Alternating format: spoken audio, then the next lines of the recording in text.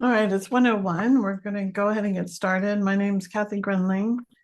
I work in the Dean's office at Emory, but in this capacity, I'm part of the Georgia CTSA and the Collaboration and Multidisciplinary Team Science section of the CTSA. So our goal is to promote collaboration and team science across the 4 universities who are part of the CTSA, which is Georgia Tech, University of Georgia, Emory, and Morehouse School of Medicine. So we started these blue sky groups a number of years ago at Emory in my department, actually. And the idea was to bring together clinicians and researchers or just people who have an interest in a topic but haven't necessarily worked together before. And we found that when we have these discussions, very interesting things come out of them, new collaborations, new ideas, sometimes new grants or people working together on a paper. Everyone is different. They've had different outcomes. One of them turned into what we now call Health Services Research Day. We've had others turn into a program project or joint R01s, multi-P R01s. So anything is possible. There's no necessarily an expectation of what should come out of this. It's whatever works well for the group. So these are unstructured. We're going to just start off the discussion by a short presentation by Dr. Catherine Picard, who works in the autism field. And one of the things that we want you to think about as you're listening to her and thinking about your own work is, what are the burning issues in the field?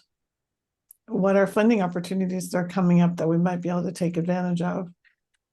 And what are the collaborative research opportunities in this space? So we will ask all of you to participate after Catherine speaks, to tell us about your own work, and so we can look for ways that we can collaborate.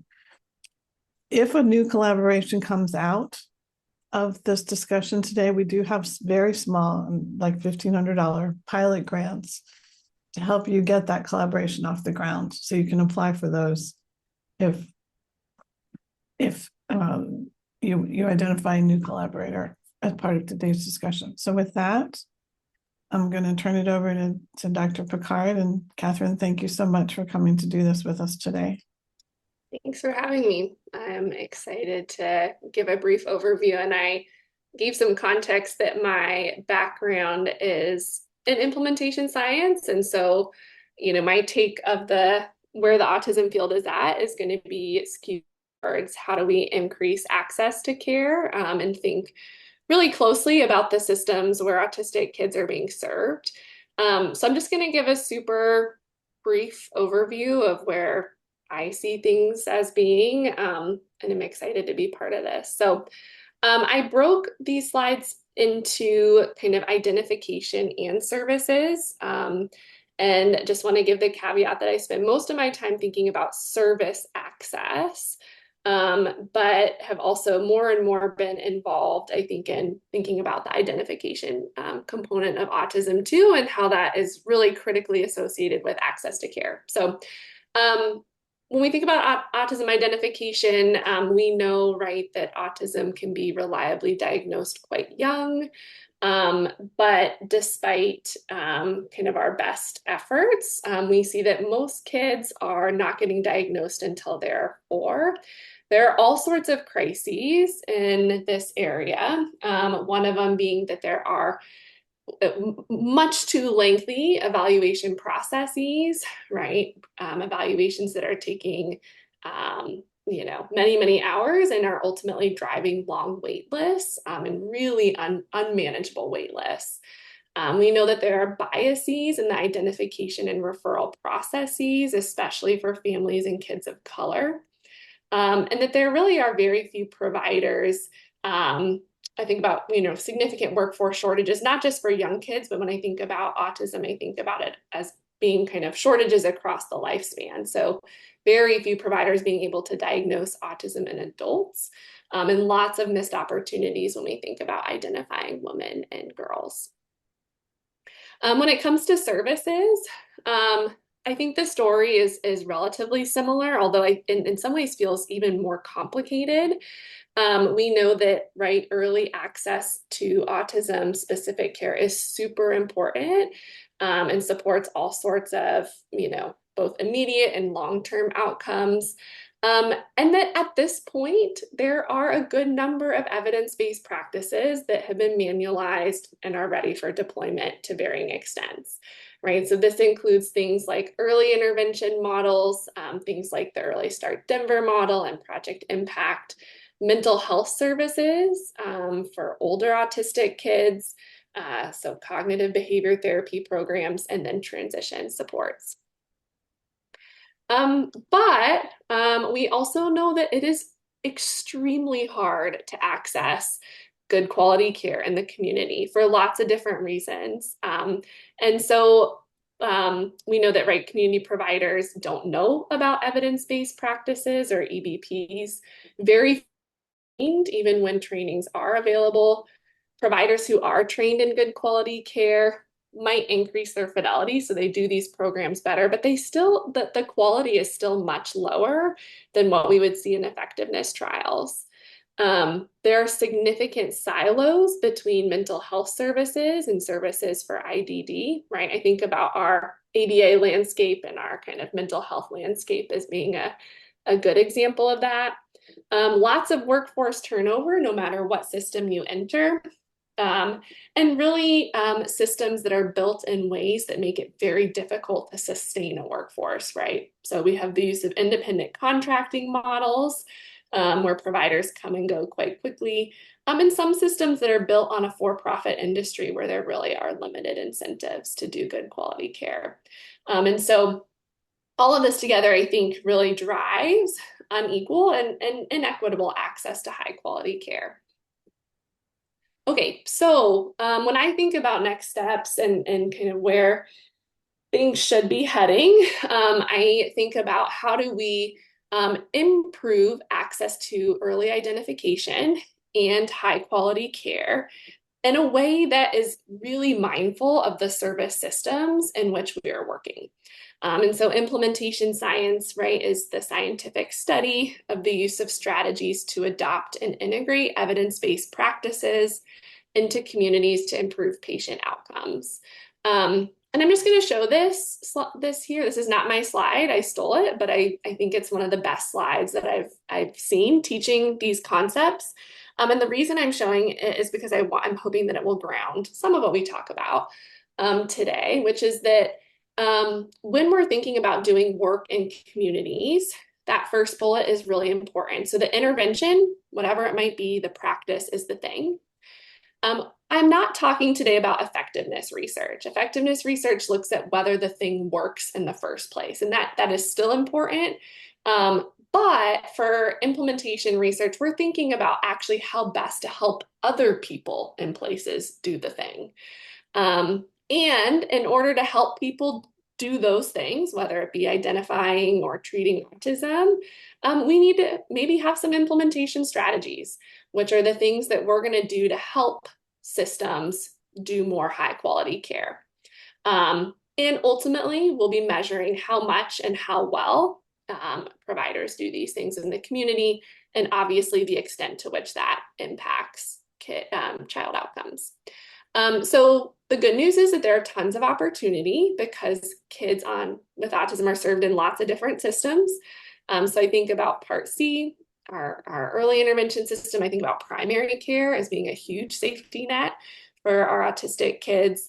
I think about public schools and also ABA clinics and other outpatient settings. So this work is cross-cutting. It can be done in any of these spaces, and this slide just represents some of the main systems. What do I think the outcomes are that we need to be focusing on? I think that, as a field, we can definitely be thinking more about workforce capacity and how we support providers in feeling more efficacious, delivering high quality care. We need a better, more diverse bilingual workforce that can deliver services in a culturally responsive way. And then I think about service uptake, which is how do we get more people to do good quality care and service quality or fidelity? How do we make sure that kids are receiving services equitably? So really understanding who is accessing care and who's not, right? And what are some of the reasons for that? And then I think the hardest issue are issues of sustainability.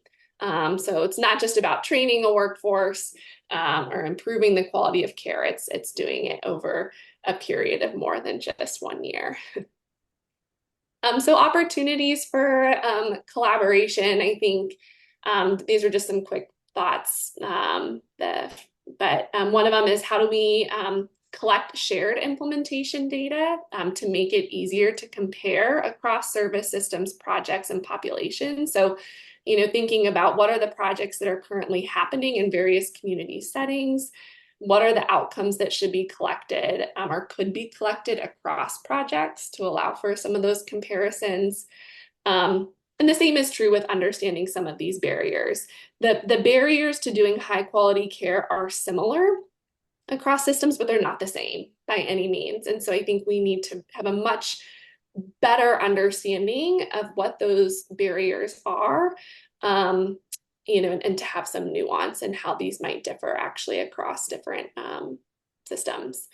I think about data systems a lot because it's impossible to do this work without good quality data and data that is relatively easy to collect.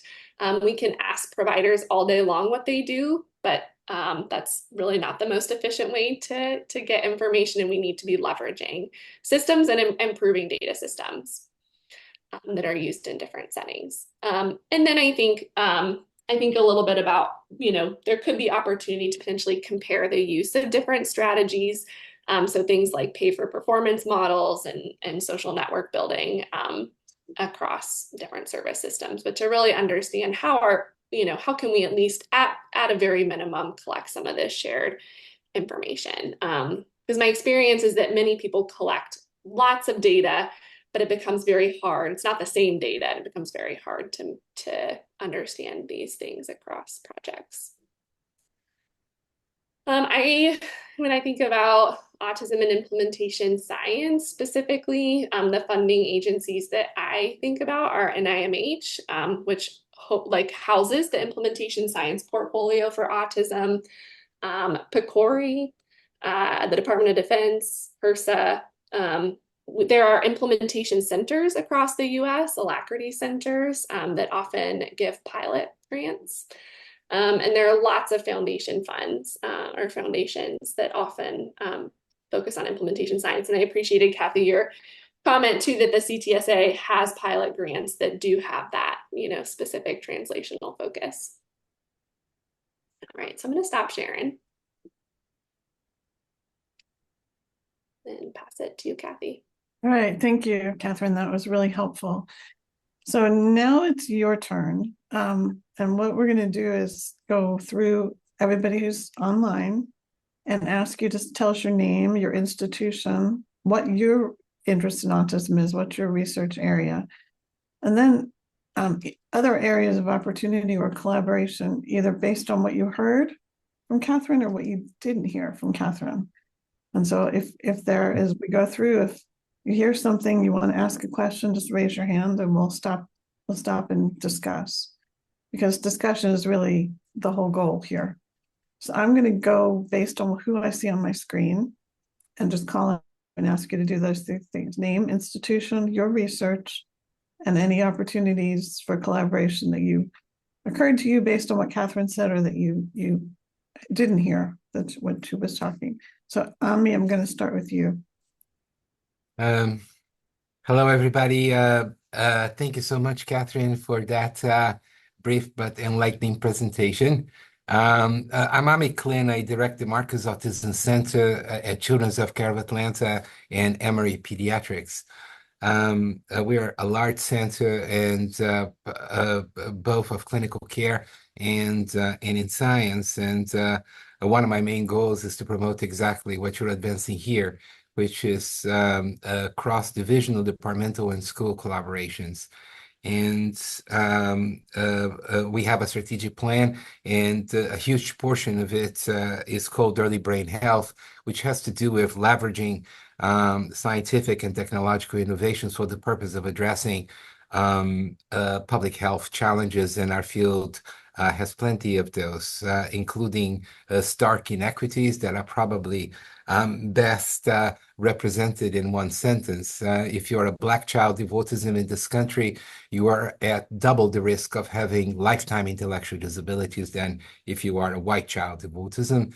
This has very little to do with genetic background. This has to do a lot with the lack of access to services. And a lot of things are developed in the lab, but they don't really yield tangible benefits to families until Catherine becomes involved. The issue is that the oft-quoted 17-year delay for innovations to lead to community uptake is something that is unacceptable. So a lot of what we do is basically starting in the community through community engagement and participatory research. And also working with community-based agencies that range from state departments through major agencies such as Easter Seals and others. And my own research has to do with social development, both behavior and brain, and on generating biomarker-based procedures and new devices for increasing access to diagnostics, treatment, and treatment monitoring in autism. I see that Danny is here, and Danny and I, together with John Constantino and others, are actually focused on one initiative that hopefully we're going to bring to a submission at the end of November. The entire focus of that is establishing collaborations in the domain of autism and intellectual developmental disabilities. Thank you. Can I ask one more question before we go on? And that is for those who are not already aligned with your center, what's the best way for them to participate in some of what you're doing? Well, I think the Marcus Autism Center has about 526 staff and about 64 faculty. The best way is establishing those one-to-one relationships like the one that you are fostering today. Our portfolio of science goes from genetics through the developmental social science, behavioral neuroscience, clinical trials, implementation science, self-active research. So actually getting to know the center a little bit and its people. And we ourselves have some seed funding mechanisms for clinicians and for investigators. And we are super thrilled whenever a collaboration is established. Whether you are a basic scientist or whether you are a clinician in another domain, our goal is to hijack you all for the study of autism and intellectual and developmental disabilities. That's great. Thank you. Amanda.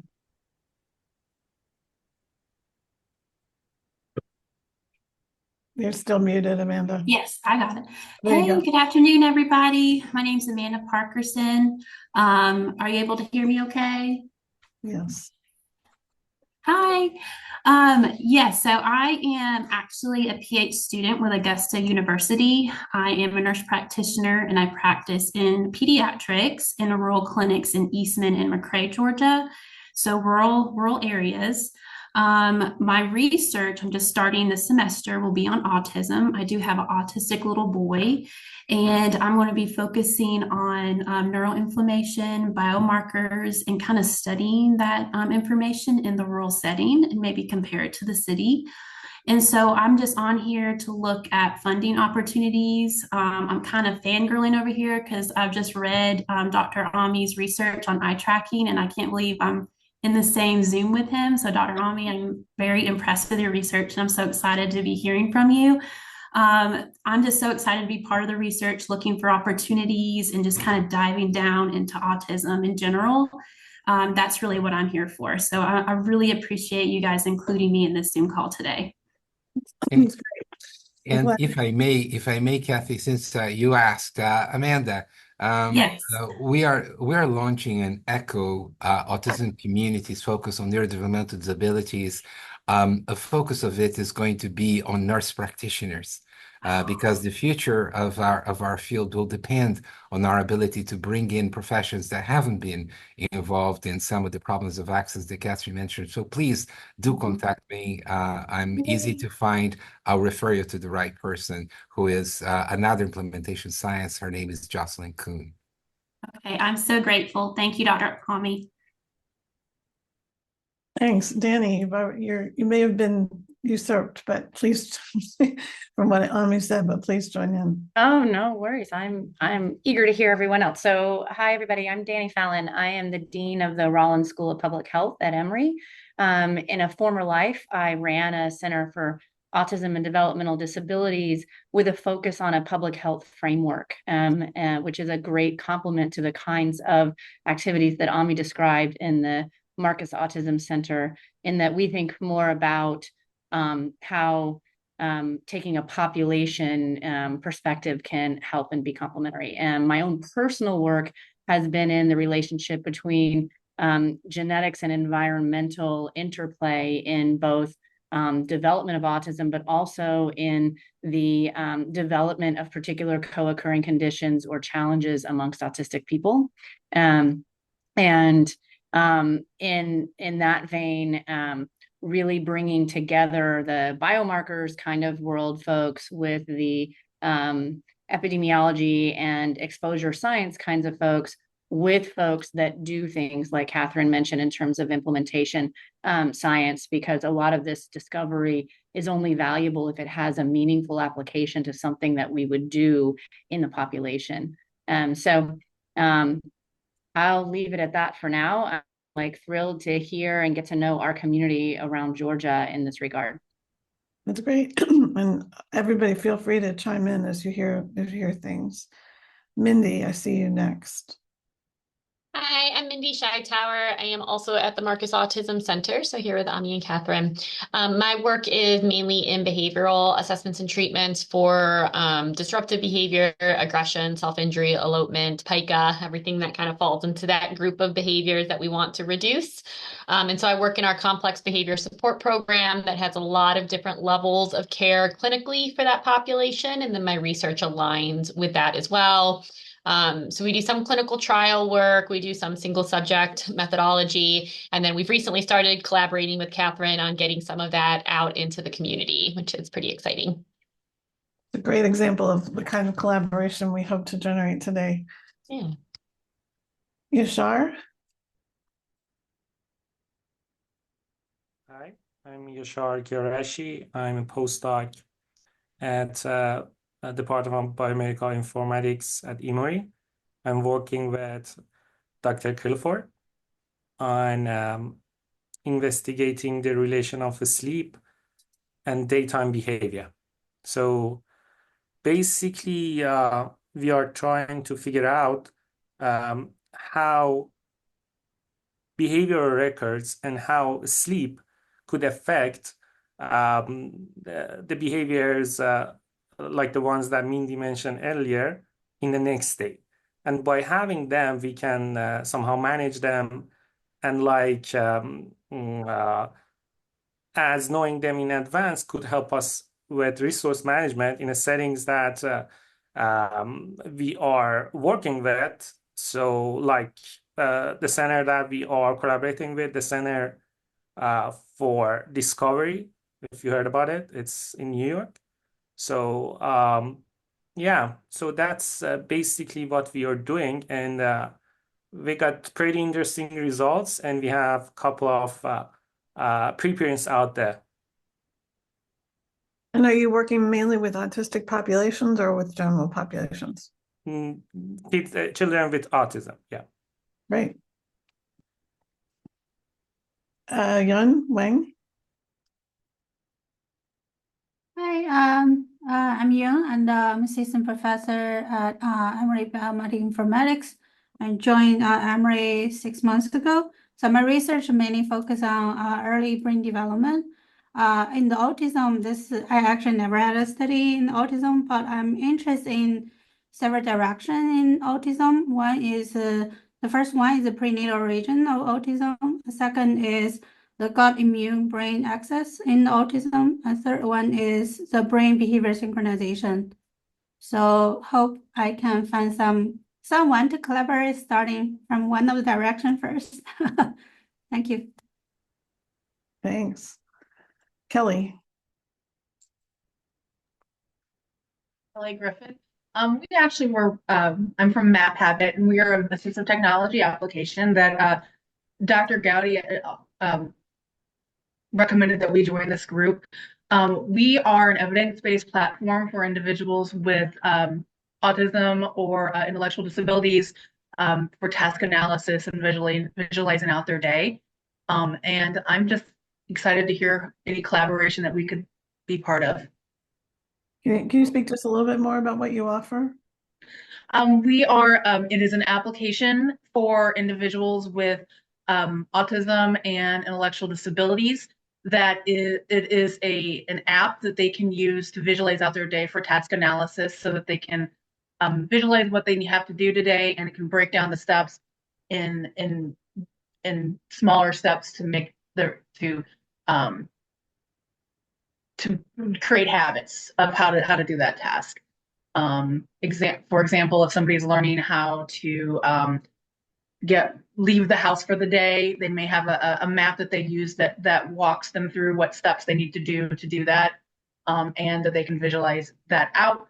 And as they get better at that task, we would work with them to make those maps less steps as they go along. Interesting. Thank you for sharing that. Kyok, I'm not sure I'm saying that right. Yeah, that's right pronunciation of my name. It's a Korean name. It's even hard for my people, but that was very good. The first attempt. So hello everyone.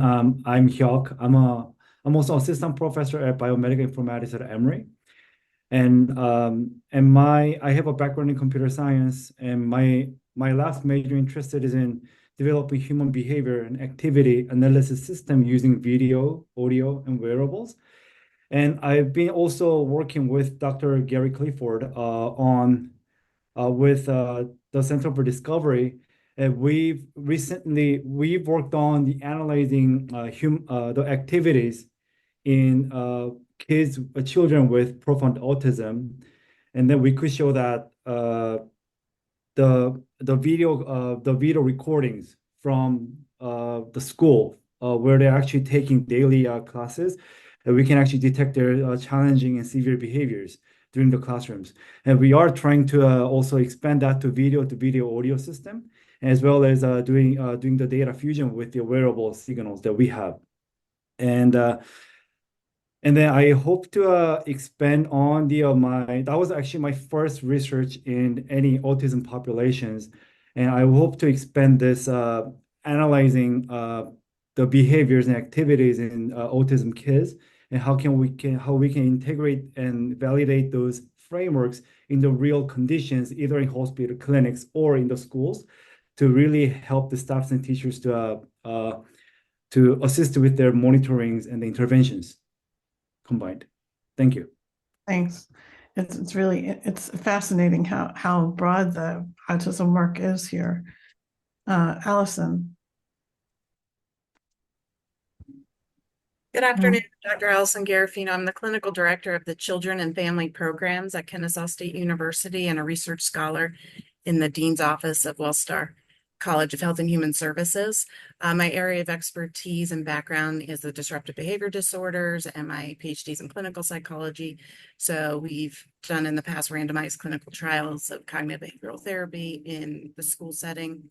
My lab at CFP at KSU is a VIP lab, meaning I work with undergraduate and graduate students, and then faculty members from all across the college, various colleges. And then we also do work with promoting and training emerging professionals. So our work to highlight probably here in this meeting is we've created micro-credentialing, level 2 badging, and we are embedding them in the required course for all of our teachers birth through 5th grade are emerging teachers who will be trained in trauma-informed care.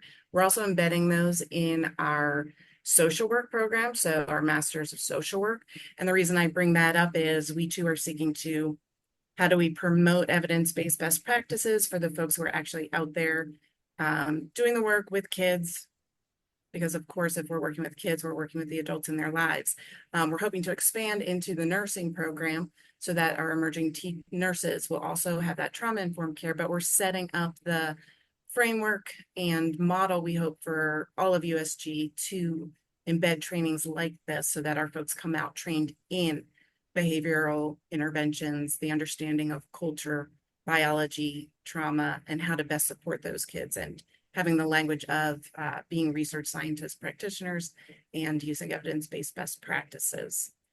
And then my background also, I was trained by Bill Pelham, so that he was an expert in ADHD, and a lot of our work has also been shown to be effective to help support kids on the autism spectrum, and as effective as medication, or we can lower the dose of medication when we implement those best practices. And that's why we go on to train teachers, parents, all of that great work. So I'm excited to see the other folks on the call in this field. Like you and Catherine should have a discussion. Several people, yes. So I wanted to say, like, how you might work with us is my lab has the undergraduates doing the work.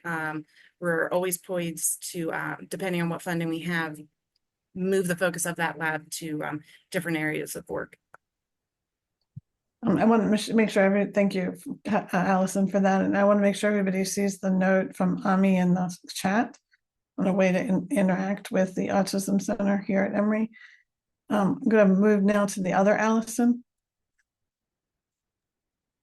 Hi, I am Allison Schwartz. I'm at the Emory Autism Center, and I am over the assessment clinic. So I'm currently doing a lot of research on early assessment in collaboration with Babies Can't Wait. So if we can help kind of assess kids across the state, can we do it faster and quicker? We are joining some forces with Marcus recently, but we'd love to expand that. So more than just assessment, but is it working in the communities? Can we implement it? Are they buying it? Definitely also interested in kind of early support for parents post-diagnosis and bridging that gap into like before intervention or until intervention can be established. Our center does do assessment through adults. So there's a lot of opportunities there about collaboration on our adult population and, how did they get this far in their needs and what do they look like, and lots of different opportunities there as well. So excited to be here. And I know Michael South's here as well, so we can share some information too. Okay, great. I'll let Mike go next then. Okay. It is strange but true that Emory actually has 2 autism centers. Marcus, which does so much good work in so many areas, as Ami has put in the chat, but is also in the Department of Pediatrics, so doesn't do adults. So as Allison said, we are pleased to be connecting with Marcus Autism Center in a lot more ways, including now a child and adult psychiatrist who will be working in both places and bridging those. Allison is doing great work in early assessment throughout the state and training local providers for that. I'm working a lot on our adult programs, including research with Hyuk about making some of those same things work for adults and interactions with each other. And then we're working on our adult services, which include social engagement, support for adults in college, and our medication and counseling clinics, because the need is so much.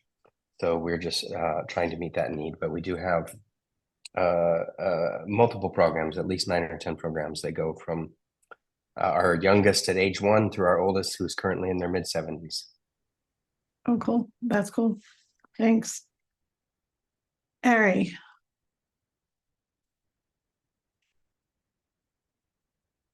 Hi, my name is Ari. I am a undergraduate student. I'm a graduating senior from Spelman College. So it's right across the street from Morehouse School of Medicine. a little bit about myself. I am a psychology student. I'm newer to the psychology field. I went through different majors trying to find my passion, and I landed upon ABA. Much like Amanda, my brother actually has autism. He's on the spectrum, and to me, one of my motivators that got me into ABA specifically with him was his independence and emotional regulation was really interesting to me. I developed a really close relationship with him. So I dedicate my life passion in my work to helping kids like him. He's older, so it people on this children on the spectrum who are of older age really interest me. I did a internship at Marcus in the complex behaviors unit, and I absolutely loved it so much. I was already passionate about ABA, but that really got me into it after my internship at Marcus. I got my RBT certification with Hope Bridge, and I did some RBT work for a couple months. And I fell in love with it even more. And it's really interesting how much I fell in love with ABA. And at my time with Hope Bridge, I really developed a passion for me and my BCBA supervisor talked often about emotional regulation with children on the spectrum. So that really interests me. I'm on this call today. I found this call through my own initiative online. So I'm on this call today to kind of observe. I'm all ears. I'm really looking to get into some opportunities. I consider myself really open-minded, so I'm really taking in all of the topics across autism that everyone's talking about, and I really appreciate it. I do lean towards more of the behavioral side of autism and behavioral intervention. Like I said, I worked in the complex behaviors unit. I did an internship in the complex behaviors unit at Marcus, and it really, I don't want to, life-changing might be a little dramatic, but it was definitely life-changing. I think me stepping into ABA was life-changing, so I'm very grateful to be on this call, and I'm grateful for everyone sharing their ideas. And I hope to collaborate or be in some opportunities with all of you, most of you, some of you. So thank you for having me. Could I just say, Ari, you should know that if you're still with Hope Bridge, that we recently established a collaboration with Hope Bridge. Okay. So you should sort of get to know it and yet another connection with us. Absolutely. Thank you so much. Okay, so we're about halfway through, and we have another half hour left. So let's maybe try to be a little in introducing yourself. So Wei. Hello, everyone. My name is Wei Chen. I'm Associate Professor of Economics at Kansas State University. I'm a health economist. And just to use Catherine's language, they are doing the thing, we are evaluate the thing. That is another example put in the slides. So we're interested in policy and intervention programs, their effects, and which one works better, how cost effective any options is. So I'm happy to collaborate with anyone that is looking for some of the work in that respect. Another purpose that I'm here is that I want to hear what is the burning questions in this field. Thank you so much. Thanks. We're going to get to that. Sophie. Hi all, I'm Sophie Hartwig. I am in the Rollins School of Public Health at Emory and specifically in RISE, which is a center focused on reproductive health research in the US Southeast. So I'm currently more in, reproductive health spaces, especially policy work there. But I do have a background in maternal and child health more broadly, including work a few years back now at Marcus, and then also with the NCB DDD at the CDC. And then bringing also some personal experience as a parent of a young child currently in early intervention services and going through kind of identification diagnostic processes related to developmental disorders. So yeah, really excited to be here with you all and kind of bringing together some of the areas of my work in life. Thank you. Aiden? Or Aiden, sorry. Oh, yes. Hi. So I did my PhD in biomedical engineering at Emory and Georgia Tech, and I'm currently a postdoc in developmental and clinical psychology at Florida State University. I have not done research directly on autistic populations, but my research is relevant to that direction, kind of something I'd like to shift into. But my research focuses really on how differences in sensory motor processing factor into the development and maintenance of like healthy or pathological motor, cognitive, and affective control. I primarily study this by making people fall down and observing how they react. Um, but I'm interested in like how sensory abnormalities in autism, I'm just interested in the sensory abnormalities and how they kind of capture attention over things like social and other kinds of high level sensory, big picture sensory stuff. And I also have a child who's been through early services and is in that um, unclear diagnostic stage, just turned 3. It's very interesting to me how personal this becomes so quickly. But really interesting work. Thank you. Are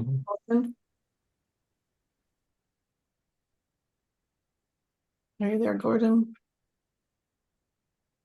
There he is. Sorry, I couldn't hear properly. Yeah, I'm Gordon Ramsey. I'm faculty at the Marcus Center also, and in the Emory Pediatrics. I'm interested in early speech and language acquisition, and my research focuses specifically on developing vocal biomarkers from remotely collected home recordings using machine learning to try and improve early detection and prediction of later outcomes, especially speech and language outcomes. So we have a very good battery of biomarkers right now that are effective in the first year of life. So my interest is really on how we go about developing best practices for large-scale community deployment, especially in rural communities where these are likely to be most useful. And the other thing is, it's quite clear from all of our research that there are massive sex differences in the first year of life and also very large confounds based on socioeconomic factors. And so I'm also interested in trying to broaden the scope of our research to try and explore that in more detail, to try and improve our ability to cover in research underrepresented populations, especially where those are likely to cause biases in early detection and intervention. Thanks. Sounds like there's opportunity there for some of the folks who have statewide links to talk with Gordon. Rachel? Hi, I'm Rachel. I'm a predoctoral fellow at Marcus Autism Center. I'm currently doing research, kind of 2 paths. One and another path is looking at kind of the development of independence and autonomy in autistic adolescents.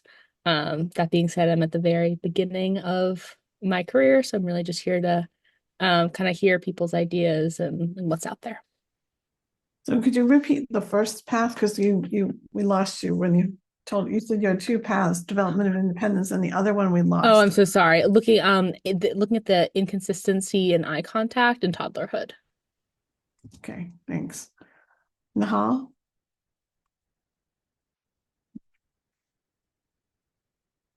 Hi everyone, this is Nahal. I'm the research coordinator at Children's Hospital.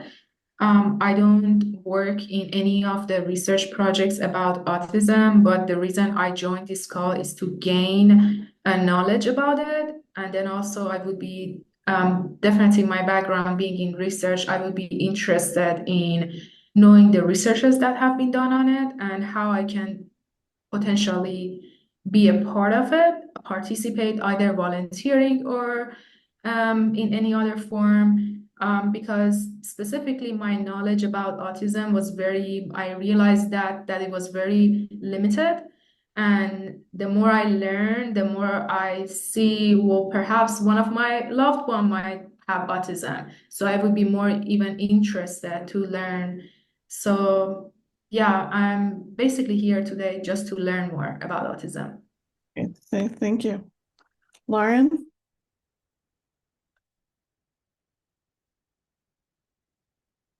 Lauren White? Yes, sorry, I was getting off mute. My name is Lauren White. I am actually at a commercial site here in Atlanta and work for SunXL, which is actually a collaboration of sites throughout the US who actually run the clinical research studies with some of the sponsors. And we are currently doing adult and pediatric research studies. So I'm just here kind of to see some of the other hurdles or where we can collaborate from the commercial side of a research site with the university side of it as well. Okay, thank you. Joe.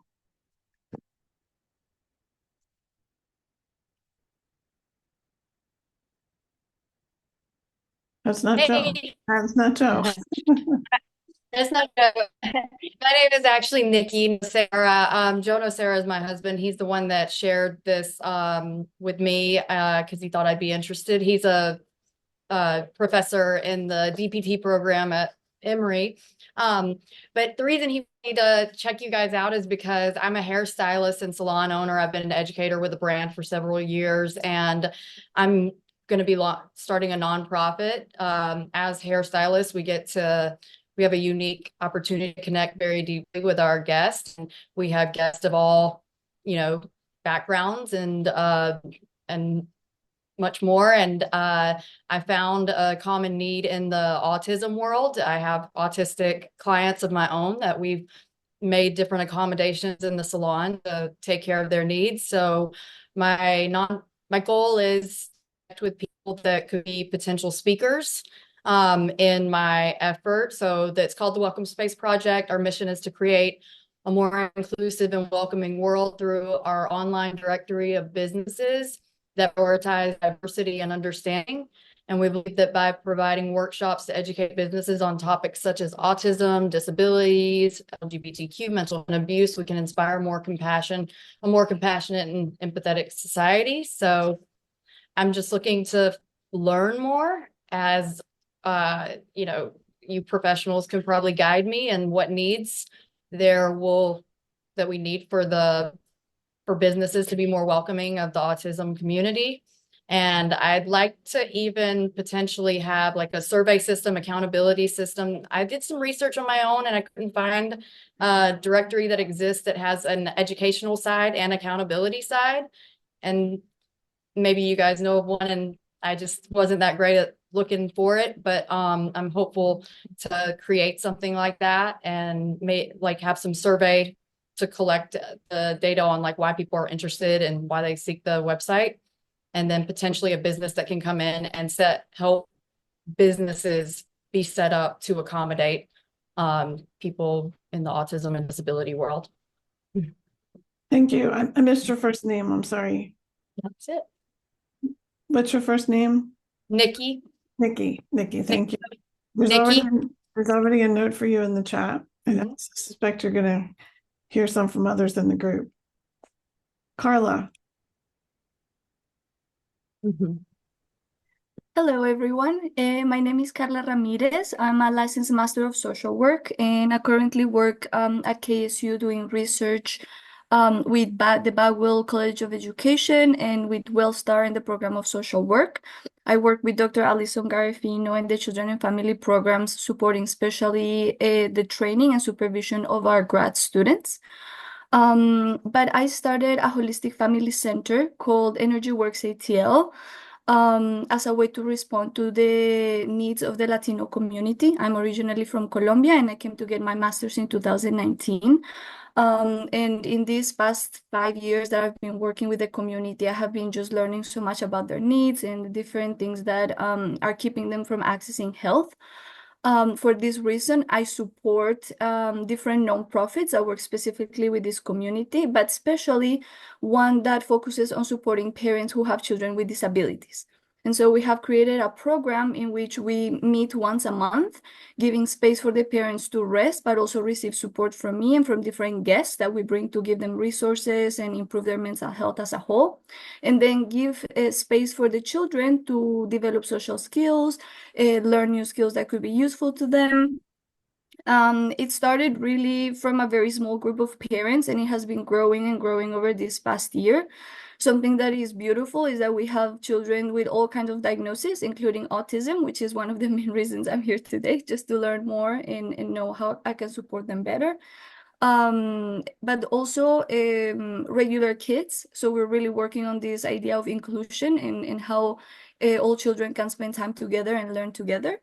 I am very passionate about more community level interventions. So I'm really excited to see how we could do things at a major scale so we can reach bigger pockets of the community.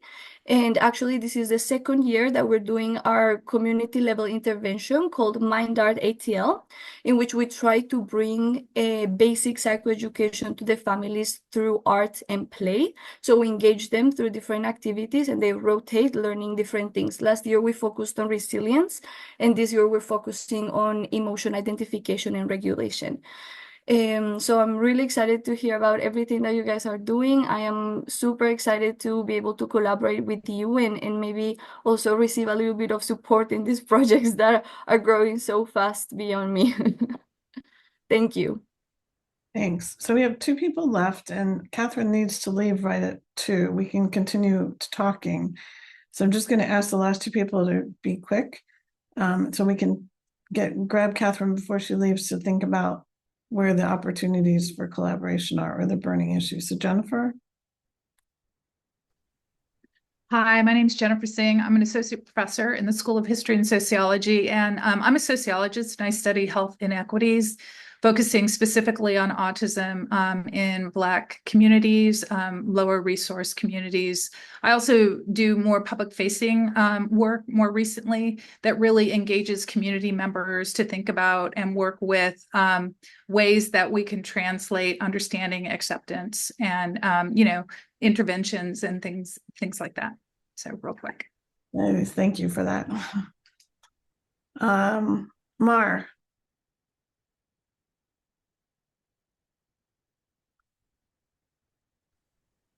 Hi, sorry, I was just typing, apologizing for being so late.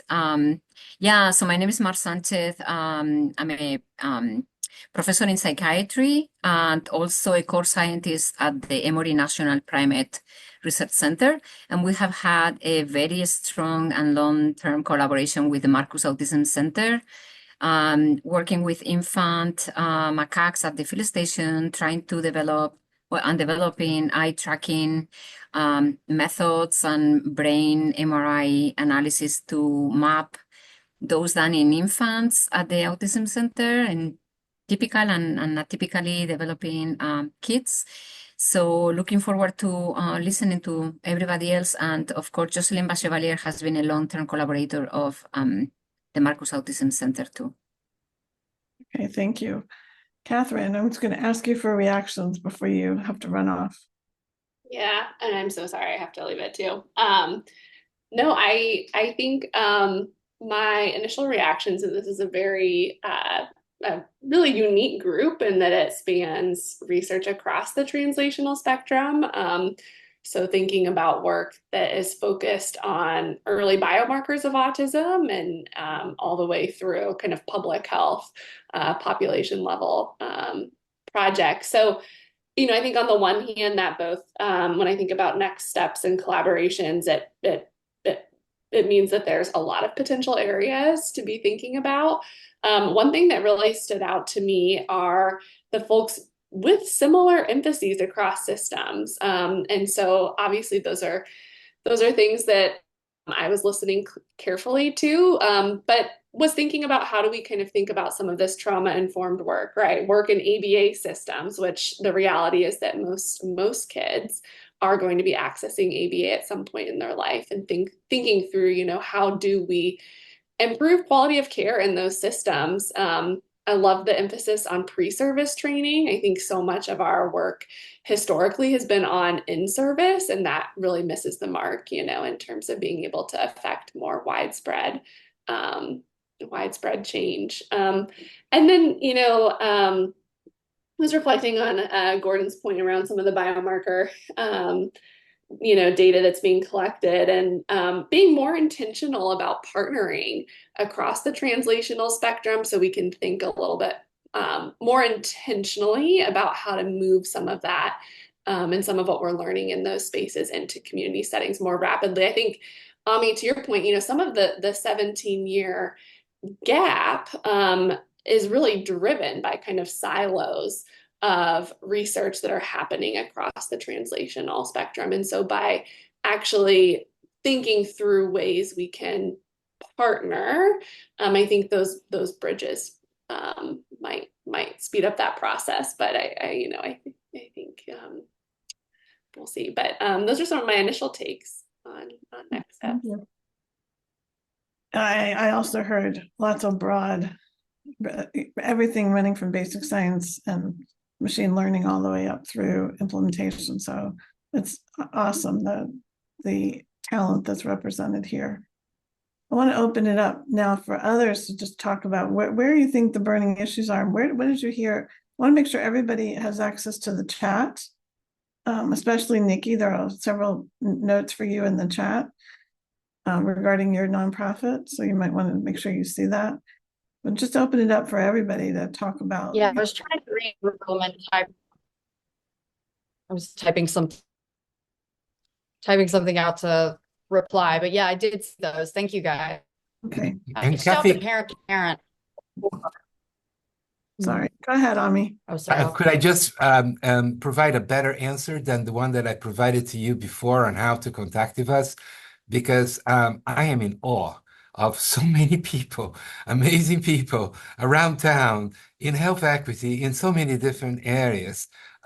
We do have affiliated scientists. We do have collaborators. We do joint recruitments.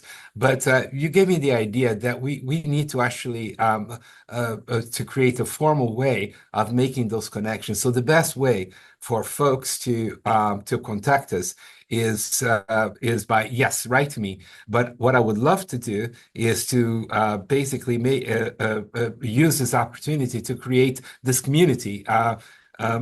We can actually have affiliations. We can have a whole bunch of ways of ensuring that there is communication, because without communication, there'll be no collaborations. People need to get to know. I'm getting to know so many people here today, but I would love to capitalize on that. So do contact us, and if there are opportunities for secondary appointments, for all these kinds of things, I would love to promote that. I just want to say that that's probably a better way of answering the question, because I'm hearing so many wonderful things today.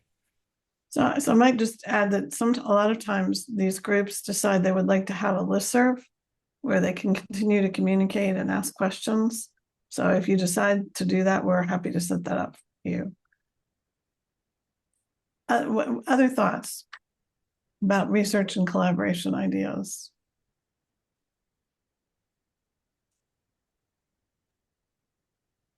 Yeah, I think I like the listserv idea, and then if there's any like platform where each of us can introduce our research interests and then advertise like ongoing project and where we can make some potential collaborations.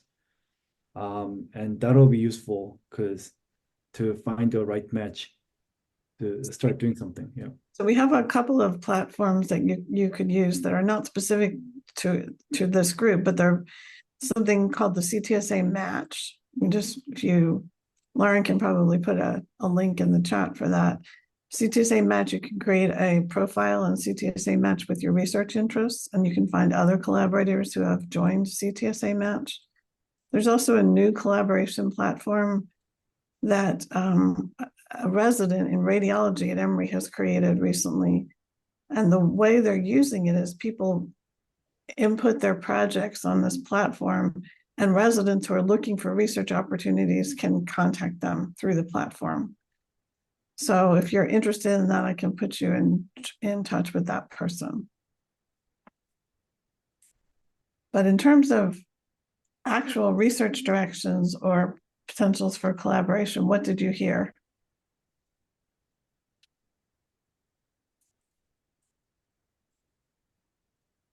If anyone wants to do the emerging professional work, I am really excited about that work. I see it as a wonderful prevention opportunity. So sounds like other folks here are interested in that. The workforce development piece, where if we just saturate the community with folks who understand this language and interaction. And one of our projects is also trying to increase the mental health providers in Georgia, schools. And that's why we're going the social work route. But I'd love to hear other ideas of how we can embed more folks with this info because we know it works. Yeah, I think along those lines, we have written a few training grants in the past that haven't been funded, but have been focused on like improving the workforce in this area, really more like diversity focus, so bringing more individuals from minority backgrounds into the workforce. And I could see there being some partnerships there. I don't know when we're going to resubmit it again. It's not super high on the writing list, which is why I didn't bring it up originally, but I think there could be some connections there. And then we also have a colleague who couldn't make it today that's really interested in burnout. And I could see there being some interest in like how the work that you're doing could protect against, provider burnout. And so I might mention that to her as well. I would say that one point of connection that I see is community building efforts, including health equity efforts. That's an area that we need a community to build a community.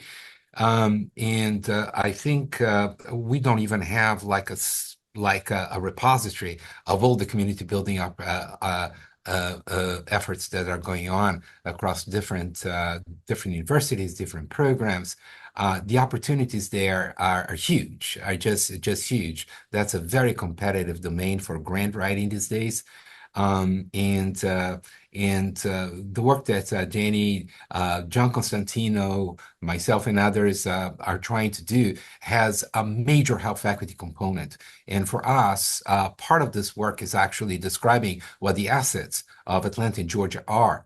And so that can be an opportunity for us to reconnect people. I hear a lot about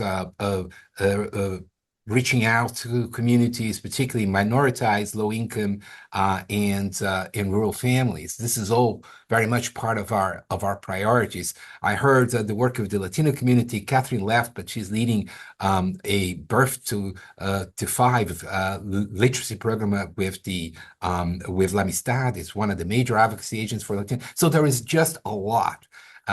It's one of the most difficult parts of this work is actually surveying and repositing all of the amazing talent and resources and initiatives so that they can begin to connect.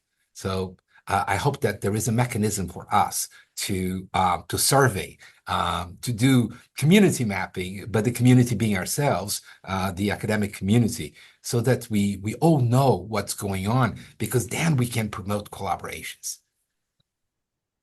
I agree. I'm just hearing it across. I know, Marcus Autism Center has programs in schools and working on training local providers. And I hear Allison saying the same thing. And we at Emory Autism Center are doing the same thing.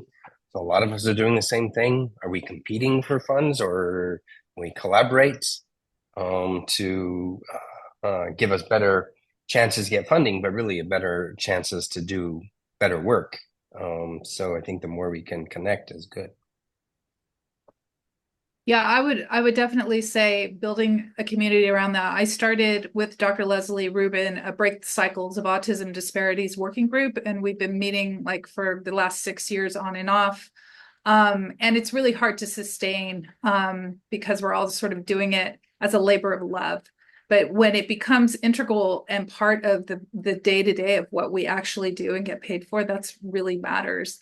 And then on top of that, I would say I would love to see a repository or ways in which we are building relationships with community. Like, so we talked about Hope Bridge here, right? And other different community partners who who are doing the work, right? But need resources, backing, help writing grants, things like that, that there is really a partnership. So where are those communities, and how can we better serve those communities in terms of building their networks to also support ours? I don't know if something like that exists, right? It's all about relationships, and which take time. And we have to be committed to that. But if we don't even know each other exists, then how do we do that?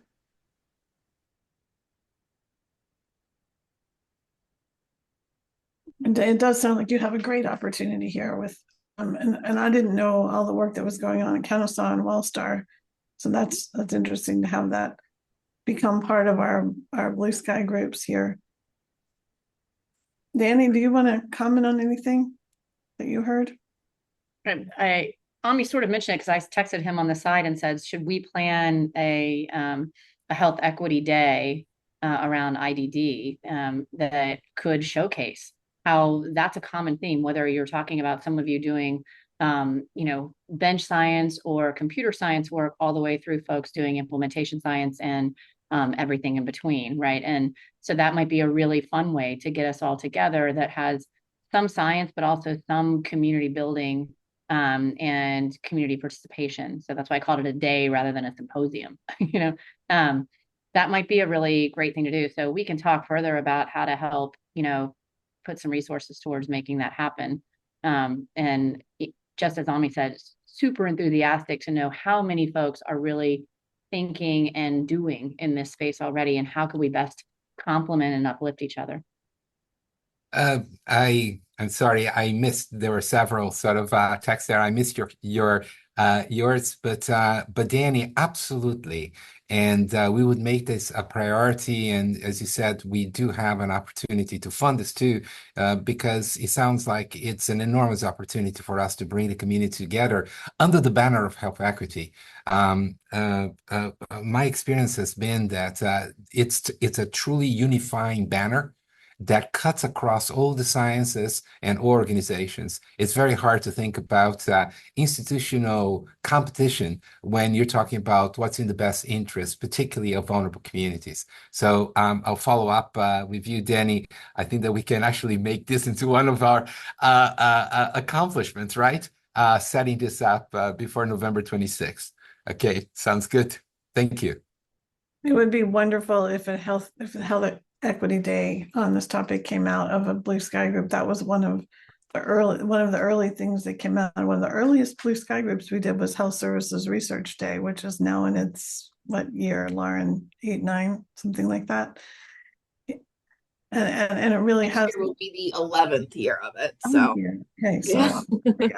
I'm myself here, but I mean, that really has been a way for people to come together and interact and learn more about what's going on at the institution. So I think that would be a great outcome for this group.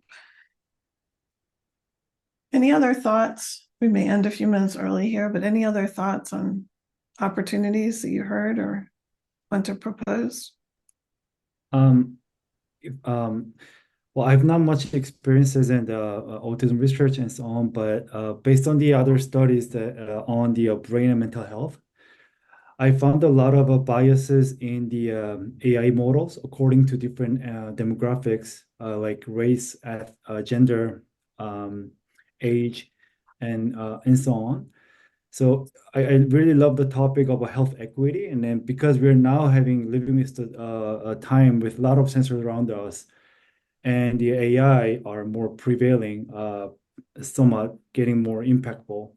I think we might want to also include AI and fairness in how those like behavior sensing and other kinds of AI models for serving this people with autism, and how does that also impact the disparities and the equities in the health services. Definitely. I also wanted to highlight, just because I heard a few comments just about also parents and even how traumatic could be for parents to go through a whole process of diagnosis and then supporting children who are diverse. And so I just wanted to say that Dr. Garifino and myself have focused on providing a two-generation approach in order to support parents while supporting children with different kind of needs. So I just wanted to say it and highlight it. So anyone who's focusing on that, we're available and open to work for that too.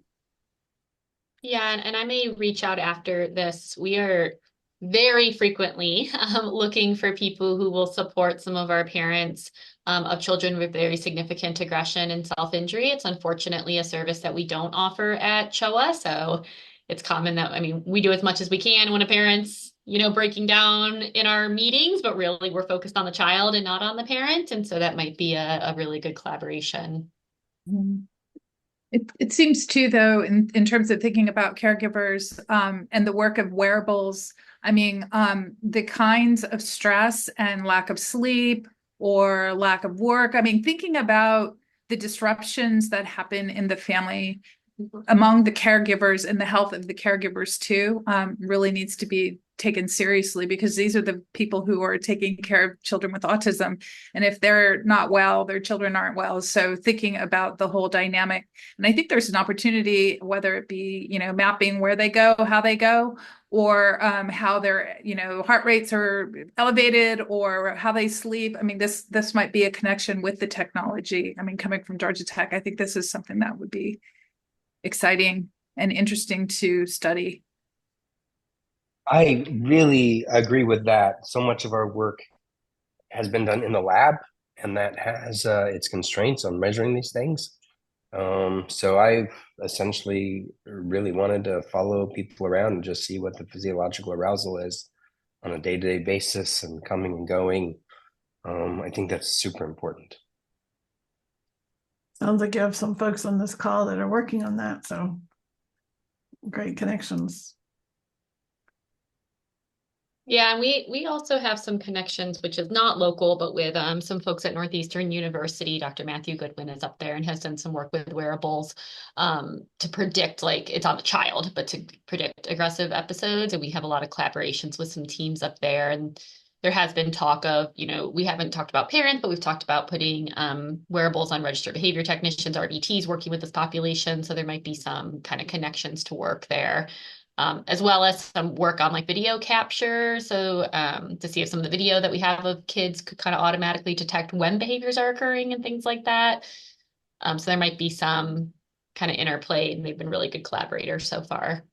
Yeah, I might be interested on that. Yeah. Yeah, I'm always hesitant. Sometimes I think I put too much of tech people together. So I don't know how much it overlaps with your kind of tech, but certainly it could be a good connection. All right, I'd like to spend the last 5 minutes talking about next steps for this group. It sounds to me like you've all identified some individual collaborations. One thing that we ask of you is to tell us if you do connect with someone and a collaboration works out and turns into a grant or turns into an event like the day that you're talking about putting together, just because it helps us justify why we spend our time doing blue sky groups. But it can help you continue your journey towards collaboration.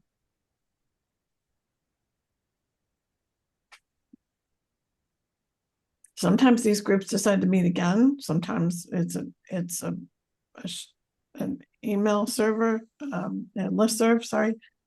Other times it's just we've met people and we're going to pursue those individual collaborations. Kathy, I just wonder, does your office have the ability to put together just a brief name contact for everybody who attended the meeting today and be distributed? But it should include, like, if possible, the affiliation and maybe a couple words, if at all possible, for people to describe how did they come into this group. I just wonder, because I think that would be a great time saver for all of us. So we can do names and affiliations. Lauren, I don't know that we collected.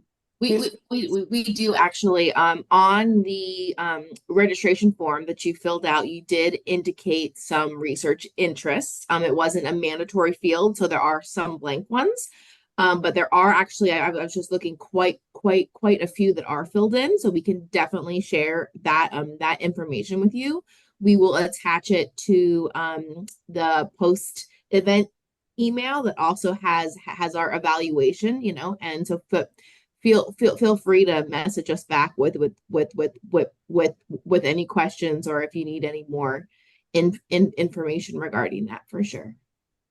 And Mara was suggesting sharing papers, which you could either do via listserv, or we can set you up with a OneDrive folder if that would be helpful. So I was wondering whether sorry, I was late, so maybe this was discussed, but creating a OneDrive or Google Docs, I don't know, OneDrive, I guess it would be better for Emory, folder where each site can maybe upload something that given a summary of what they do. Like we do basic research and preclinical models with infant monkeys, so cannot go into the community with that. But, we can do other things like establishing other research collaborations.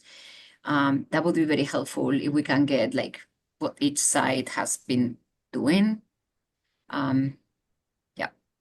If everyone's interested in that, we can certainly set up a Google Drive, but I think we need to know, we can maybe when we email out the group with the list that Ami asked for, we can ask everybody to please reply if you would like to be part of that.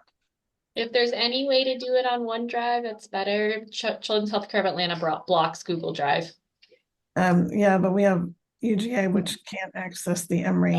Okay, never mind. I'll figure it out. That's the problem. Yeah, we may have to get creative.